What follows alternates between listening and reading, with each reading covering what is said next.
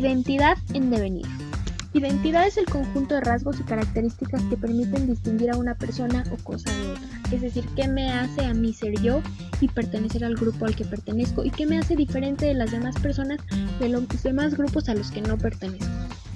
Henry Taufel, en este sentido, concluye que la identidad social se integra de tres componentes: cognitivos, evaluativos y afectivos.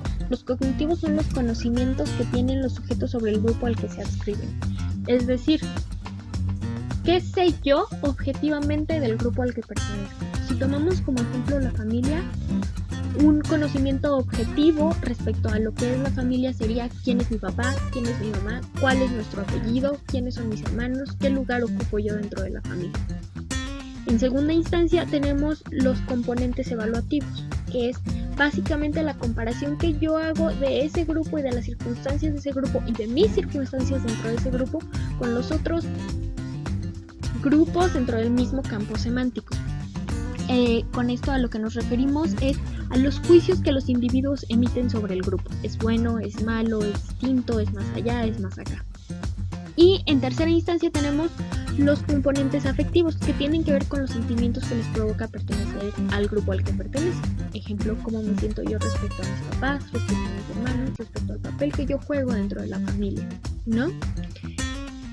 En este sentido podemos hablar de cómo el colectivo afecta la identidad del individuo a manera de imponer sus formas, normas y costumbres dentro del comportamiento del individuo que adquiere la identidad dentro de esa colectividad, ¿no? En este sentido podemos hablar de la clase de costumbres y normas que nos impusieron nuestros padres, si tomamos como metáfora nuevamente la familia, o en determinado momento si hablamos de un grupo fuera de la familia como nuestro grupo de amigos o nuestro grupo escolar, qué cosas en común tengo con ese grupo y que me están retroalimentando una manera de actuar en la vida con respecto a esa identidad que tengo. Tomemos por ejemplo una tribu urbana donde la característica es que se pinten los ojos de negro, que escuchen música pesada, que utilicen botas industriales. En ese sentido el grupo está imponiendo sus costumbres de vestimenta y de gustos musicales dentro del individuo que pertenece a ese grupo. Sin embargo, como estamos hablando de identidad en devenir, esto no es absoluto, ¿de acuerdo? No se puede generalizar que así vaya a ser siempre.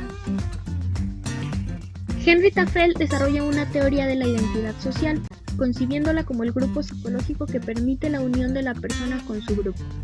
Considera que para lograr ese vínculo, la persona debe reunir tres características. Primero, percibir que pertenece al grupo. Segundo, ser consciente de que por pertenecer a ese grupo se le asigna un calificativo. Y tercero, sentir cierto afecto derivado de la conciencia de pertenecer a un grupo. Es más o menos lo que hablábamos anteriormente, pero en este caso ya en términos más individuales.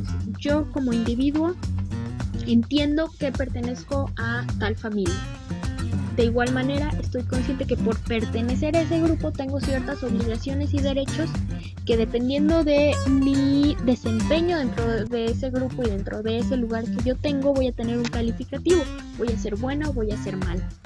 Y obviamente esto genera ciertos sentimientos que generan un vínculo con el grupo. Me siento mal o me siento bien respecto a mi papel dentro de ese grupo.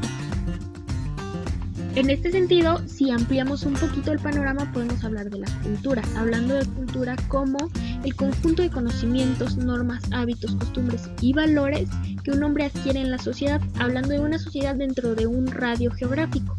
Ejemplo, aquí en México, en específico en mi grupo cultural, yo puedo decir que se consumen muchísimo los tacos. Eso es un hábito cultural del sector en el que yo me encuentro.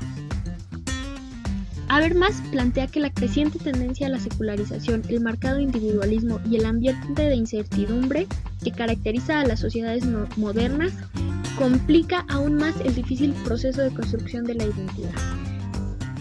Este es un punto muy importante. Habermas nos avienta una cubetada de agua fría con este planteamiento al decirnos: este afán que tienen los humanos por separarse en grupos, por decir tú no perteneces o tú sí perteneces, este afán de individualismo, de pensar solo en ellos, dificulta muchísimo para las nuevas generaciones el poder sentirse parte de un grupo, el poder tener una identidad colectiva.